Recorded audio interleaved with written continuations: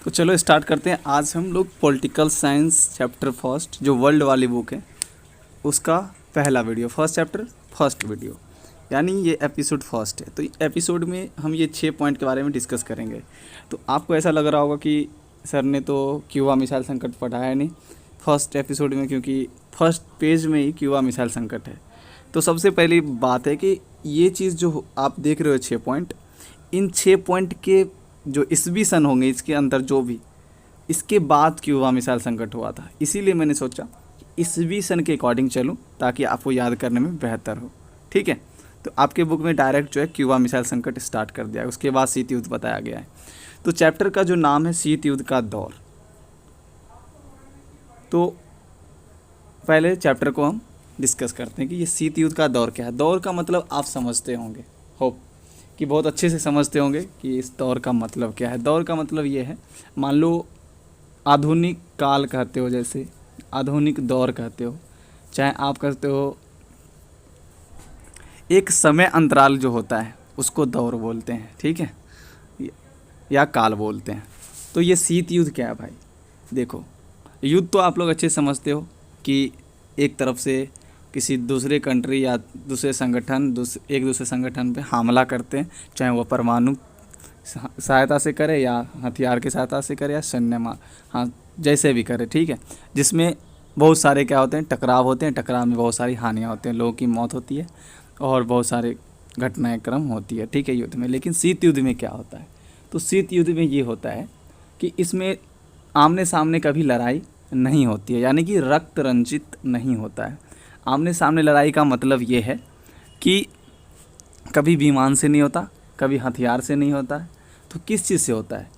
तो ये तब होता है जब पूरे वर्ल्ड में 2 महाशक्तियाँ बसती है, यानी द्वितीय विश्व युद्ध को ख़त्म होने के बाद, यानी अमेरिका और सोवियत संघ। ठीक है, अभी वो सब कुछ बताऊंगा मैं।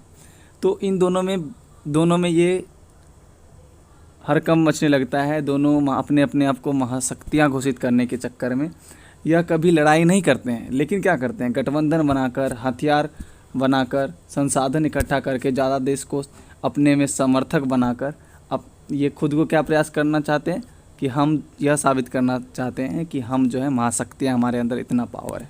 तो इससे क्या अभिप्राय है? तो शीत युद्ध से यह अभिप्राय है कि एक ऐसी स्थिति जिसमें 2 देश, ठीक है, दोनों महाशक्तियाँ अपने आप को बनाने की वजह से, महाशक्तियाँ अपने आप को साबित करने की वजह से कभी इनके बीच में रक्त रंजित युद्ध नहीं हुआ, यानी कि आमने सामने युद्ध से या विमान से, मतलब जिससे नुकसान ज़्यादा हो, वैसी युद्ध नहीं हुआ।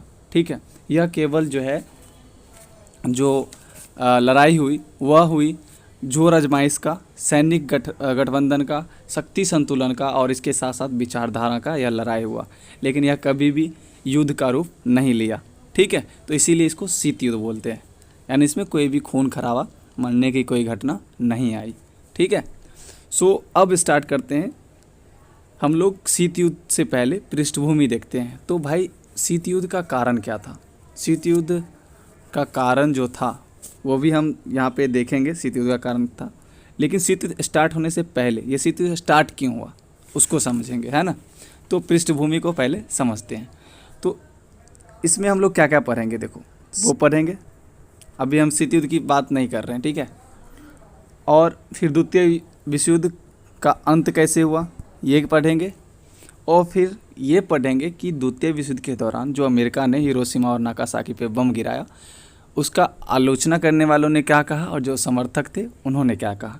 ठीक है, और इसके साथ साथ हम बहुत सारे वर्ल्ड मैप टूर भी करेंगे। ठीक है, आप लोग को घुमाएंगे, फ्री में घुमाएंगे, कोई पैसा नहीं लगेगा। ठीक है, चलो तो आप लोग चलो वर्ल्ड मैप पे थोड़ा टूर करते हैं, है ना। तो इसके बाद हम लोग सेकंड पॉइंट पढ़ेंगे, शीत युद्ध का कारण। शीत युद्ध क्या है उसको स्पष्ट करेंगे। 2 ध्रुवीय विश्व का आरंभ कैसे होता है वो देखेंगे। और महाशक्तियों का छोटे छोटे देशों के साथ गठबंधन क्यों होता है, क्यों करती है महाशक्तियाँ छोटे छोटे देशों को अपने में ऐड।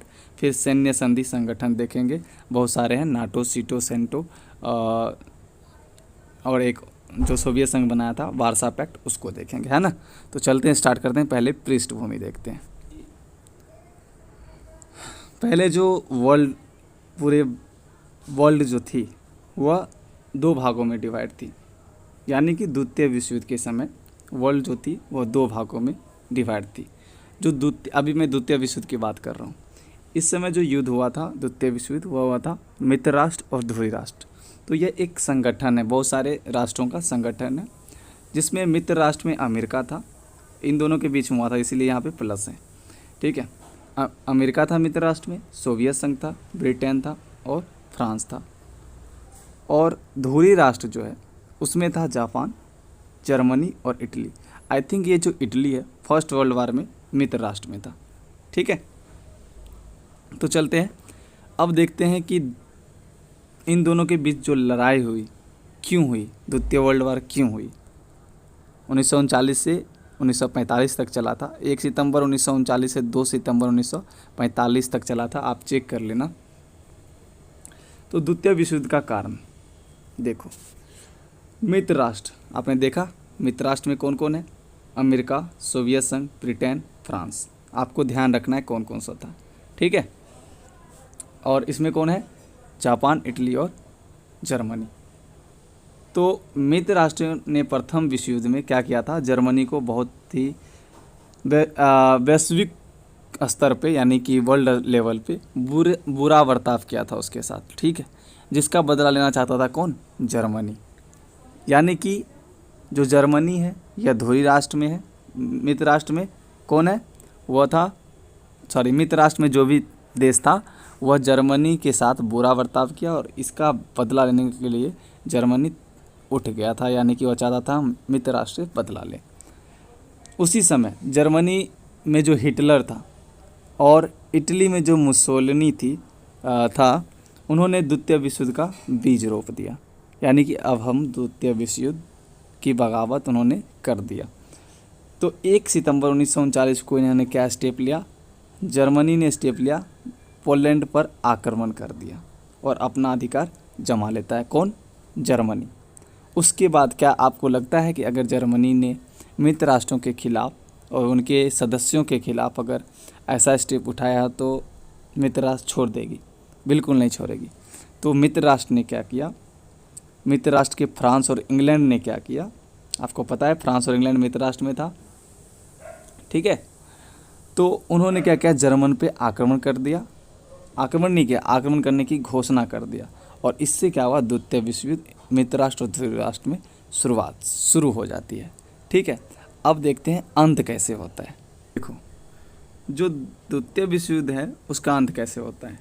फर्स्ट की जर्मनी जो है, यानी कि जर्मनी ध्रुवी राष्ट्र और इंग्लैंड जो है यह है मित्र राष्ट्र। जर्मनी ने इंग्लैंड को हराने में नाकाम रहा। ठीक, दूसरा 1944 में ध्रुवी राष्ट्र का ही जो देश था इटली, वह अपने आप को हार साबित कर लिया, खुद को हार मान लिया। यानी कि ध्रुवी राष्ट्र के दो जो राष्ट्र थे जर्मनी और इटली, उन्होंने हार गया, किससे, मित्र राष्ट्र से। ठीक है, तो जर्मनी किससे हारा, इंग्लैंड से हारा और इटली ने तो खुद समर्पण कर दिया। अब अमेरिका ने क्या किया, बच गया जापान, ध्रुवी राष्ट्र में बच गया जापान। अमेरिका ने 1945 में क्या कर दिया, जापान के 2 शहर हिरोशिमा और नागासाकी पे बम गिरा दिया। ये जापान का मैप है। ठीक है, जो हिरोशिमा पे बम गिराया गया वह 6 अगस्त 1945 को, और जो यहाँ पे आप देख सकते हो ज़्यादा डिस्टेंस नहीं है, जापान का ये मैप है और हिरोशिमा नागासाकी आपको दिख रहा है। तो 6 अगस्त 1945 को हिरोशिमा पे बम गिराया जाता है और 9 अगस्त 1945 को नागासाकी पर आता है। ठीक है, इसका वजन जो होता है 15 से 21 टन के बीच होता है। सिर्फ आपको कमेंट बॉक्स में ये बताना है कि हिरोशिमा पे जो बम गिरा था उसका क्या नाम था और नागासाकी पे जो बम गिरा था उसका क्या नाम था, आपको कमेंट सेक्शन में बताना है। ठीक है, अब यहाँ पे आपने देख लिया, जर्मनी गया, इटली गया, यहाँ पे जापान पे भी तो बम गिरा ही दिए 2 शहर पे। तो ध्रुवी राष्ट्र के सारे राष्ट्र ख़त्म और इसके साथ साथ ही हिटलर जो है अपना घुटना टेक देता है और द्वितीय विश्व युद्ध का यहाँ पे समाप्त हो जाता है। इसके बीच बहुत सारी घटनाएं होंगी, मैंने शॉर्ट में बताया है आपको। ठीक है, तो जो मैंने कमेंट सेक्शन के लिए आपको क्वेश्चन दिया है आप उसे बताएंगे। चलते हैं, अब देखते हैं हम लोग शीत युद्ध का कारण। शीत युद्ध के कारण से पहले हम लोग ये देख लेते हैं कि जो बम गिराया गया अमेरिका के द्वारा जापान के 2 शहरों पे, उसमें आलोचकों का क्या कहना है और समर्थक का क्या कहना है? जो परमाणु बम है वह गैर कानूनी है। क्यों? क्योंकि जापान खुद को आत्मसमर्पित करने के लिए तैयार था, तो इन्हें बम नहीं गिराना था। ठीक है, इन्होंने जो बम गिराया था वह अपने आप को शक्ति प्रदर्शन करने के लिए था और खुद को अपने ही मित्र राष्ट्र सोवियत संघ को दिखाने के लिए गिराया गया कि मैं अपने ही सदस्य से ज़्यादा पावरफुल हूँ, यानी कि अपने मित्र राष्ट्र में सबसे ज़्यादा पावरफुल अमेरिका, यानी खुद को साबित करने के लिए यह बम जापान पे गिरा। यह आलोचक का कहना है, लेकिन समर्थक का वहीं पे यह मत है कि कुछ ऐसा आगे कोई हानि ना हो, घटना ना हो, उसको रोकने के लिए बम गिराया गया था ताकि द्वितीय विश्व युद्ध समाप्त हो जाए। अब क्या होता है, जब बम गिराया जाता है उसके बाद से द्वितीय विश्व समाप्त, लेकिन इसी में अब अमेरिका ने तो शक्ति प्रदर्शन कर दिया। अब परमाणु बम तो सोवियत संघ के पास भी था, लेकिन उन्होंने अपने ही सदस्य को नहीं बताया, यानी सोवियत संघ को नहीं बताया ऐसा करने वाला हूँ। तो इससे सोवियत संघ को लगा कि भाई ये खुद को महाशक्ति बताने के चक्कर में ये बम गिराया है, उन्हें भी थोड़ा फील हुआ। तो इसी को लेकर अमेरिका और सोवियत संघ में, ठीक है, यानी अमेरिका और यूएसएसआर में क्या हुआ, टकराव शुरू हुआ। टकराव जो शुरू हुआ द्वितीय विश्व के बाद, इसी को बोलते हैं शीत युद्ध का दौर। इनके बीच जो टकराव चलती है जब तक, उसे कहते हैं शीत युद्ध का दौर, और ये टकराव 1991 में ख़त्म होती है।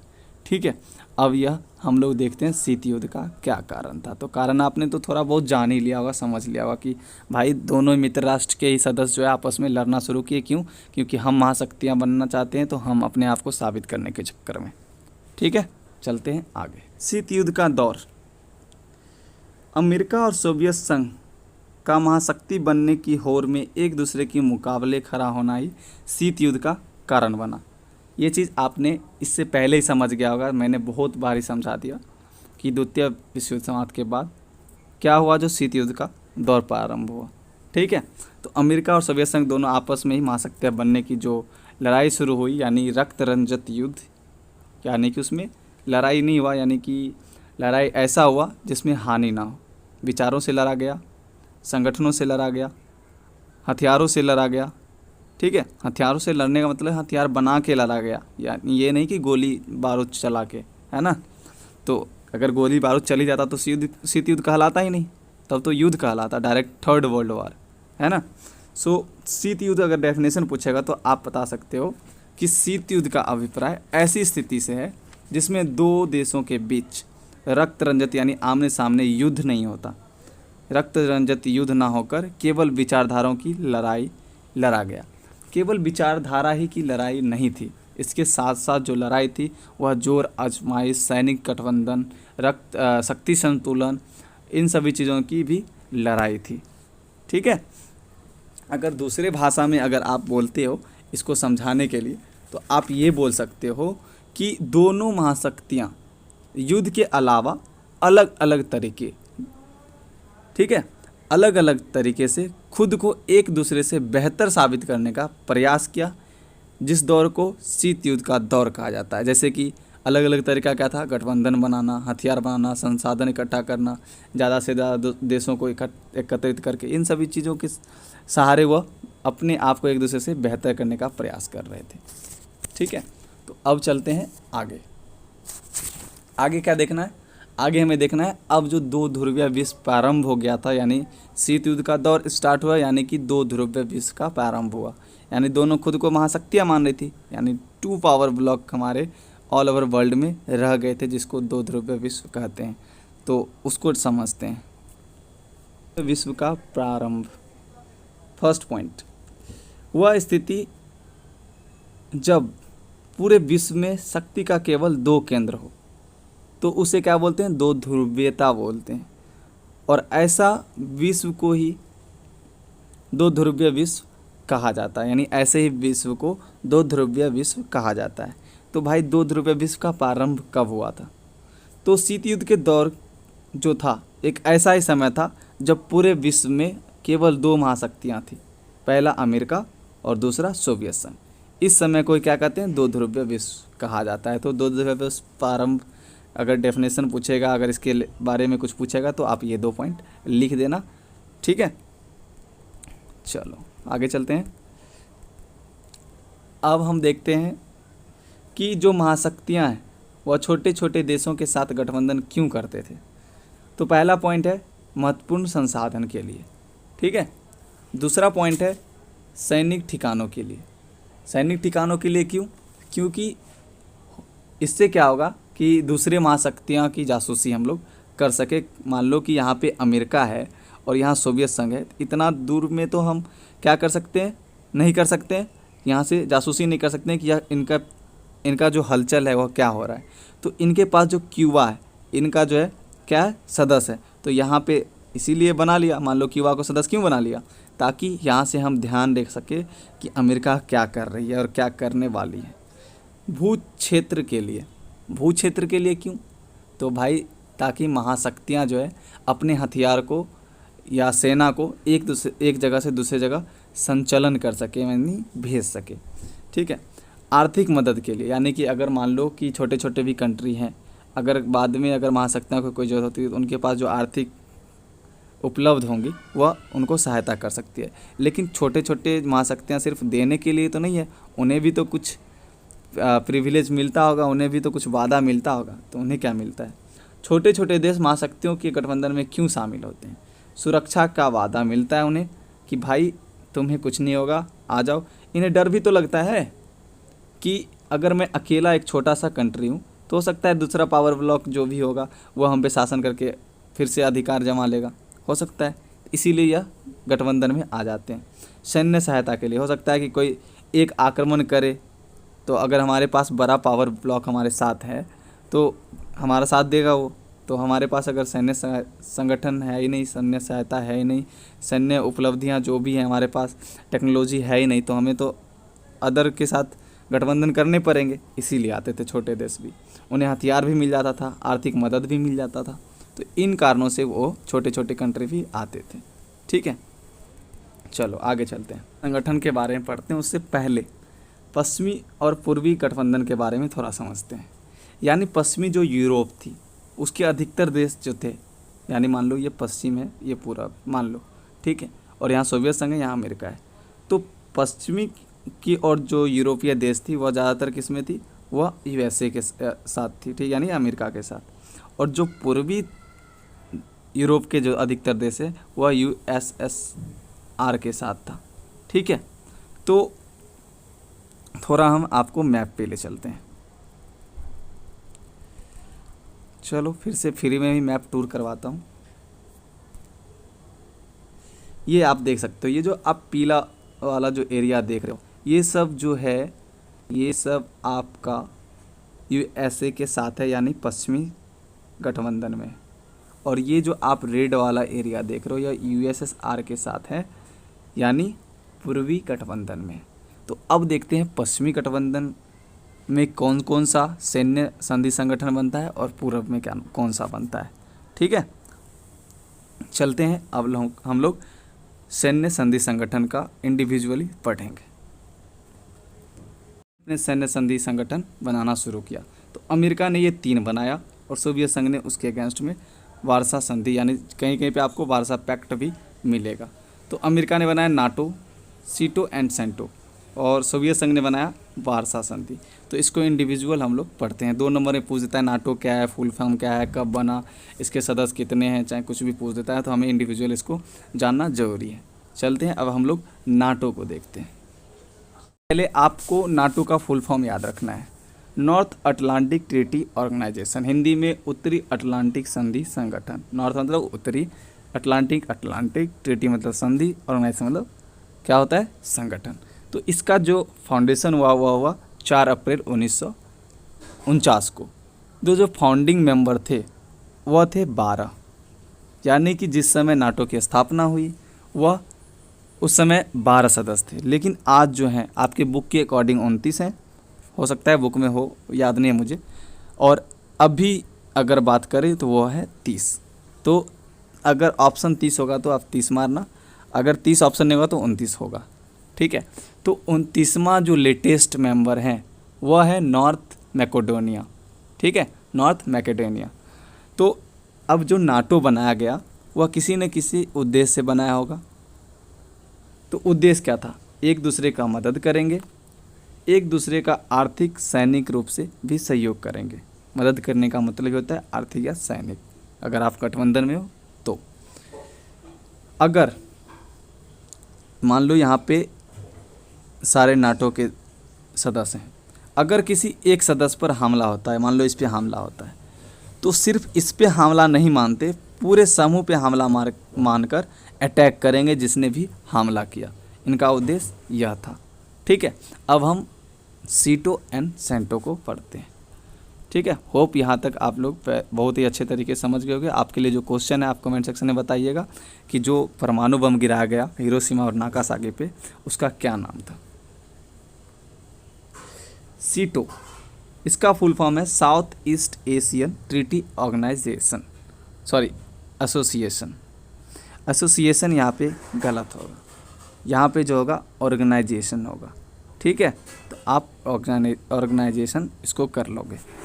तो दक्षिण पूर्वी एशियाई संगठन यह बनाया गया 1954 में। नाटो बनाया गया 4 अप्रैल 1949। सेंटो बनाया गया अमेरिका के द्वारा ही 1954 में, जिसका उद्देश्य था साम्यवादियों का जो विस्तार है उनके नीतियों से दक्षिण पूर्वी एशिया को बचाना। अब देखो साम्यवादी, अब तो कहीं ना कहीं आपको लग रहा होगा कि ये साम्यवादी कौन हो सकते हैं। यूएसएसआर का जो विचार था वह साम्यवादी था। ठीक है, समाजवादी था। और जो अमेरिका का विचार था वह क्या था, वह था पूंजीवादी। तो इसको हम विचारधारा को भी नेक्स्ट वीडियो में हम लोग सेपरेटली पढ़ेंगे। फिर क्यूबा मिसाइल संकट पढ़ेंगे और बहुत सारे आपके चैप्टर में जो है परमाणु परीक्षण संधि जो दिया हुआ है उसको पढ़ेंगे। फिर गुट निरपेक्ष को पढ़ेंगे उस नेक्स्ट वीडियो में, और नव स्वतंत्र राष्ट्र का जो व्यवस्था था उसको भी पढ़ेंगे। ठीक है, तो नेक्स्ट वीडियो में पढ़ेंगे। अभी हम लोग सीटो पढ़ लिया, हम लोग जान लिया क्या उद्देश्य था और उसका फुल फॉर्म क्या है, कब बना। अब हम लोग सेंटो को देखते हैं। सेंट्रल ट्रीटी ऑर्गेनाइजेशन इसका इंग्लिश में फुल फॉर्म है और हिंदी में केंद्रीय संधि संगठन कहते हैं, जिसका फाउंडेशन जो हुआ 1955 हुआ था। इनका भी उद्देश्य था कि सोवियत संघ को मध्य पूर्व से दूर रखना, यानी कि अमेरिका के खेमे में जो मध्य पूर्व से जो भी कंट्री थे, ठीक है, उसमें सोवियत संघ से बचाव करना है, उनके आक्रमण से बचाव करना है, उनके विचारधाराओं से बचाव करना है, यानी कि साम्यवाद के प्रभाव को रोकना है। अब अगर विचारधारा की बात करें तो थोड़ा देर के लिए हम बात कर लेते हैं कि जो अमेरिका का था और जो यूएसएसआर का था। ठीक है, तो अमेरिका का जो विचारधारा था वह पूंजीवाद था, उदारवाद था और लोकतांत्रिक था। और जो यूएसएसआर का विचारधारा था वह समाजवाद था और साम्यवाद था। तो ये 5 हम डिस्कस करेंगे नेक्स्ट वीडियो में। तो लास्ट हमारा पॉइंट बच रहा है वार्सा पैक्ट। ये आपने 3 जो ऑर्गेनाइजेशन देखा वह था अमेरिका का ऑर्गेनाइजेशन। तो क्या लगता है, अमेरिका के ऑर्गेनाइजेशन का विरोध करने के लिए सोवियत संघ ने कोई ऑर्गेनाइजेशन नहीं बनाया होगा, बनाया था, वार्सा पैक्ट बनाया था, जिसको वार्सा संधि भी बोलते हैं। ठीक है, तो चलो देखते हैं वार्सा पैक्ट। अब हम सोवियत संघ का जो सैन्य संधि संगठन है उसको देखते हैं। सोवियत संघ ने एक ही सैन्य संधि संगठन बनाया हुआ था, वार्सा पैक्ट, वार्सा संधि। तो इन्होंने बनाया था 14 अप्रैल 1955 को।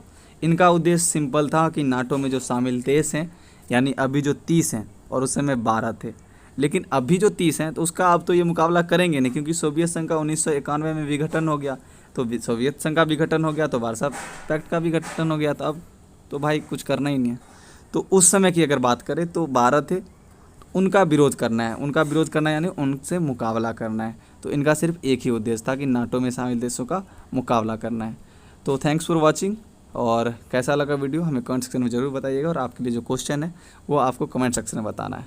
ठीक है, तो वीडियो समाप्त करते हैं। जय हिंद, जय भारत।